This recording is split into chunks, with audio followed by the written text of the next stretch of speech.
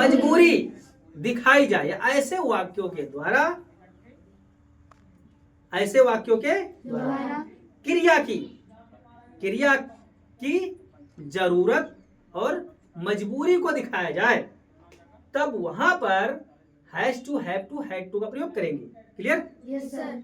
अब देखो एग्जाम्पल, अब देखो उसे आज लखनऊ जाना है, उसे आज लखनऊ जाना है। मुझे रोज खाना बनाना था और हमें तुम्हें रोज पढ़ाना पड़ता है। तीन वाक्य शो हो रहा है ना? Yes sir. अब इसमें देखो ये वाक्य हमें यह समझाने का प्रयास कर रहा है, या तो भैया ये कार्य मजबूरी में किया जा रहा है, या तो ये कार्य वास्तव में जरूरी है। समझे? जैसे देखो उसे आज लखनऊ जाना है, बताओ जरूरी है कि मजबूरी है? जरूरी है। जरूरी है। Yes sir. मुझे रोज खाना बनाना था, मजबूरी। मुझे रोज खाना बनाना था, क्या है? मजबूरी। हमें तुम्हें रोज पढ़ाना पड़ता है, मजबूरी। जरूरी। भाई रोज पढ़ाना पड़ता है का मतलब ये जरूरी है। अगर हम रोज नहीं पढ़ाएंगे, आज पढ़ाए कल नहीं पढ़ाए, तो वो सीक्वेंस जो लेवल होता है, जो धीरे धीरे स्लोली सीखने का अभ्यास होता है, वो कम हो जाता है। कम हो जाता है। क्या हो जाता है? कम हो जाता है। ठीक ना? फिर वही हो जाता है, कभी इधर कभी उधर, कभी इधर कभी उधर, इससे नुकसान हो जाता है। समझे? तो मतलब हमें तुम्हें रोज पढ़ाना पड़ता है, ये क्या है? मजबूरी, जरूरी? जरूरी। अब देखो ये दवाई मुझे रोज लेना पड़ता है। अब बताओ ये जरूरी है मजबूरी है? जरूरी। ये दवाई मुझे रोज लेना पड़ता है, मजबूरी है। भाई दवाई कौन खाना चाहता है? क्या है? मजबूरी। समझ में आ रहा है? यस। तो ऐसे वाक्य, हाँ अब देखिए ये इसमें जो लिखवाया गया, जिन वाक्यों के मुख्य क्रिया के अंत में ना, नी, ने और पढ़ता, पढ़ती, पढ़ते, हाँ, पढ़ता, पढ़ती, पढ़ते जैसे शब्दों का होना पाया जाए, ऐसी स्थिति में हैज टू, हैव टू का प्रयोग और हैड टू का प्रयोग करेंगे। अब देखिए आइए हम ट्रांसलेट सीखते हैं कैसे किया जाएगा। ठीक, चलो अब देखो यहाँ पे उसे है ना, तो क्या लिखेंगे जी? ही। उसके बाद ही के साथ अब देखो हैज टू, हैव टू या हैड टू लगाएं। पहले देख लो पीछे, भाई प्रेजेंट है तो हैज लगेगा ही लगेगा, हैड टू लगा दो। अब उसके बाद, अरे यार रूल तो लिखे ही नहीं, चलो वैसे समझाता हूँ। ठीक, अब हैज टू अगर टू लगा दिए हो बेटा, तो तुरंत इसके बाद मेन वर्ब लिखना। क्या लिखना? मेन वर्ब क्या है? गो। जाना, बनाना, पढ़ता, पढ़ती, ये जो है क्या लिखेंगे? Go. He has to go. अब कहाँ भाई? लखनऊ। लखनऊ, कैपिटल में लिखेंगे लखनऊ। उसके बाद टुडे, क्या? टुडे। टुडे। क्लियर?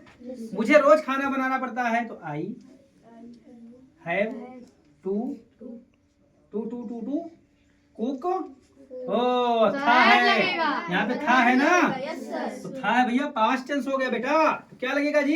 हैड। हाँ, क्या लगेगा? Had. I had to cook food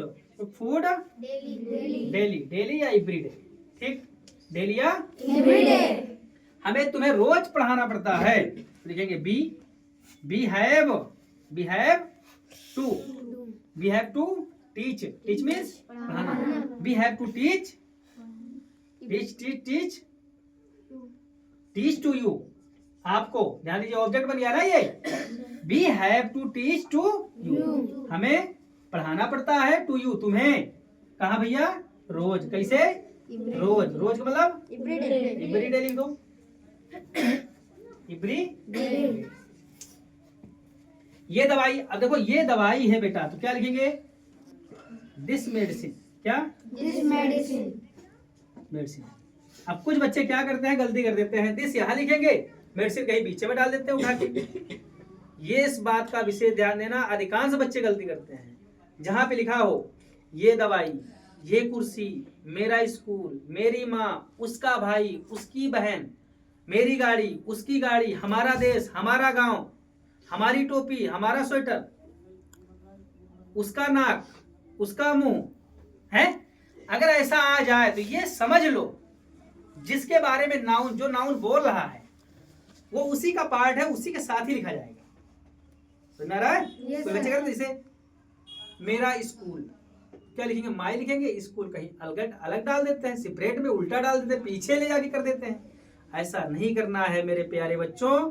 मेरा स्कूल, ये दवाई, ये कुर्सी, ये मेज, अगर ऐसा रहता है तो my school, my chair, these books, this school, this college, this cap है, his cap, my cap, our school, our college, our country, ये लिखना एकदम साथ में ही लिखना है। अंडरस्टैंड? Yes, sir. समझ में आ रहा है Yes, sir. कि नहीं आ रहा है? आ रहा है. ना आ रहा हो तो बताओ। आ रहा है सर. हैं? आ रहा है. पक्का? Yes, sir. कितने %? 100%। तो बेटा यहाँ पे देखो, ये दवाई हम यहाँ पे दीज मेडिसिन भी लिख सकते हैं, ठीक? Yes. गलत नहीं होगा, दिस मेडिसिन भी हो सकता है। बस फर्क ये है, अगर दीज मेडिसिन लिखेंगे तो दीज मेडिसिन साथ हैव लगाएंगे, बस दिस मेडिसिन लिखा है तो है टू। ध्यान दीजिए, टू।